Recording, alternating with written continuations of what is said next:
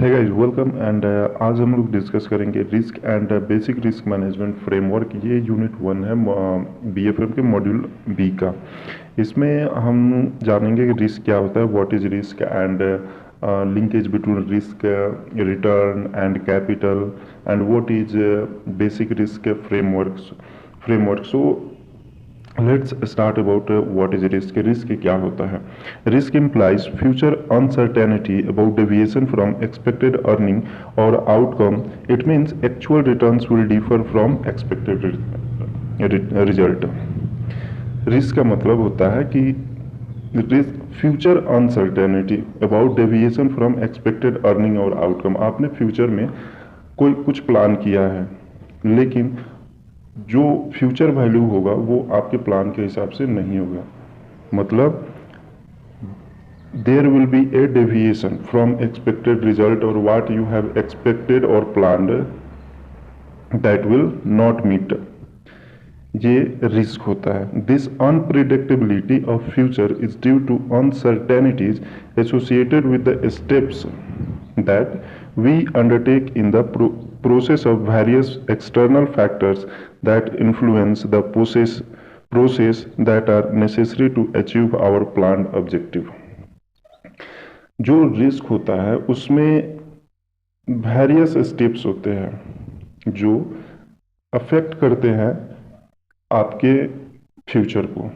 आपने फ्यूचर में जो प्लानिंग किया है उसको अफेक्ट करते हैं। Let's understand the risk with an example. मान लीजिए, suppose you have to attend a meeting in Lucknow tomorrow. So सुबह सुबह आपने कैब बुक किया, तैयार हुए और लखनऊ के लिए निकल पड़े।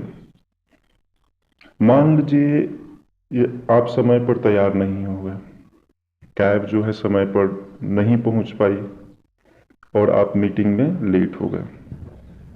तो इसमें रिस्क है और there are various steps involved in this process.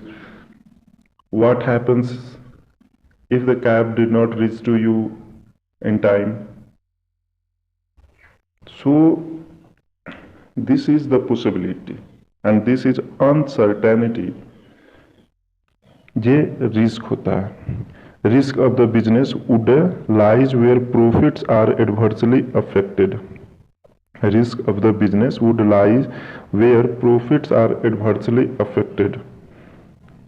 This can happen due to adverse impact of uncertainties associated with sales volume, sales price, purchase price, and administrative and transportation expenses, which are risk factors or risk elements. Risk जो होता है वो आपके profit पर impact करता है। अगर risk ज़्यादा है, if the risk is higher, there may be the possibility of higher risk or higher loss, higher profit or higher loss. So जितना ज़्यादा रिस्क होता है उतनी ज़्यादा प्रॉफिट की संभावना होती है या उतनी ही ज़्यादा लॉस होने की संभावना होती है। ये है रिस्क। आगे बढ़ते हैं और पढ़ते हैं रिस्क, कैपिटल और रिटर्न में क्या संबंध है। What is linkage among risk, capital and return? Then remember this two things, higher the risk higher the capital and lower the risk lower the capital. जितना अधिक रिस्क होगा उतनी ज़्यादा कैपिटल की ज़रूरत होगी और जितना कम रिस्क होगा उतनी कम कैपिटल की ज़रूरत होगी। What is risk? We have discussed earlier. What is risk? Risk is the possibility of loss. And what is why needs capital?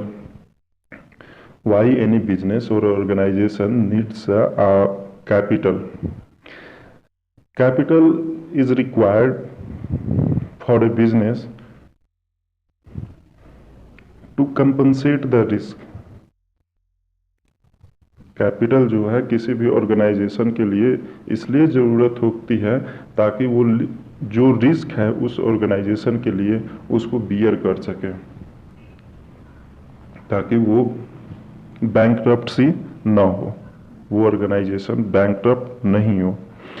तो जितनी अधिक रिस्क होगी, जितना ज़्यादा रिस्क होगा उतनी ज़्यादा कैपिटल की ज़रूरत पड़ेगी। क्यों? क्योंकि जितना ज़्यादा रिस्क होगा, ये हो सकता है, it may be the possibility that organisation में suffer from a huge loss, क्योंकि रिस्क ज़्यादा है। तो रिस्क जितना ज़्यादा होगा, कैपिटल उतनी ज़्यादा चाहिए ताकि उस रिस्क को वो ऑर्गेनाइजेशन झेल सके। और जितना कम रिस्क होगा, lower the risk lower the capital, यानी जितना कम रिस्क होगा उतनी कम कैपिटल की जरूरत पड़ेगी। ए business with large variation in net cash flow would be a business with higher risk. What is net cash flow? Net cash flow is a profit for any organization or bank. तो net cash flow में जितना ज़्यादा variation होगा उतनी ज़्यादा risk की संभावना होगी। नेट कैश फ्लो में जितनी ज़्यादा वेरिएशन होगी उतनी ज़्यादा रिस्क की पॉसिबिलिटी होगी किसी भी ऑर्गेनाइजेशन के लिए। The profit potential and loss possibility would be higher in such business due to higher variability of net cash flow. और इसके कारण मतलब लार्ज नेट कैश फ्लो के वेरिएशन के कारण उस बिजनेस को ये संभावना होगी कि ये हो सकता है कि वो बहुत ज़्यादा प्रॉफिट कमाए, या ये भी हो सकता है कि वो बड़ा ज़्यादा लॉस को सफ़र कर पाए। तो ये दोनों संभावना होती है कि ज़्यादा प्रॉफिट भी हो सकता है और ज़्यादा लॉस भी हो सकता है, और इसके लिए कैपिटल उसके तहत मेंटेन करनी होती है। Similarly, a business with lower variation in net cash flow would be a business with low risk. यदि हम बात करें कि यदि किसी बिजनेस के नेट कैश फ्लो में लो वेरिएशन है, तो इसका मतलब क्या होगा कि उस बिजनेस को एक तो होगा कि प्रॉफिट कम होगी, ये श्योर है। अगर नेट कैश फ्लो में वेरिएशन जो है लोअर है, प्रॉफिट कम होगा, उसके साथ साथ उस ऑर्गेनाइजेशन को लॉस भी कम होगा। A business with lower variation in net cash flow would be a business with low risk. The profit potential as well as loss possibility would be lower in such business due to low variability of net cash flow. मतलब low variability of net cash flow में low variability होने के कारण उस business को profit और loss दोनों कम होने की संभावना होती है। Capital requirement would also be lower. और क्या होगा, जिस बिजनेस में रिस्क लो होगा उसको कैपिटल रिक्वायरमेंट भी लो होगा। कैपिटल जो मेंटेन करने की जरूरत होती है, रिक्वायरमेंट होती है, वो भी लो ही होगा। This is basic linkage between risk and capital. और ये रिस्क और कैपिटल के बीच में अंतर है, लिंकेज है। तो ये था linkage among risk, capital and return. Next, if you talk about why risk needs to be managed, then I think everybody know why risk needs to be managed.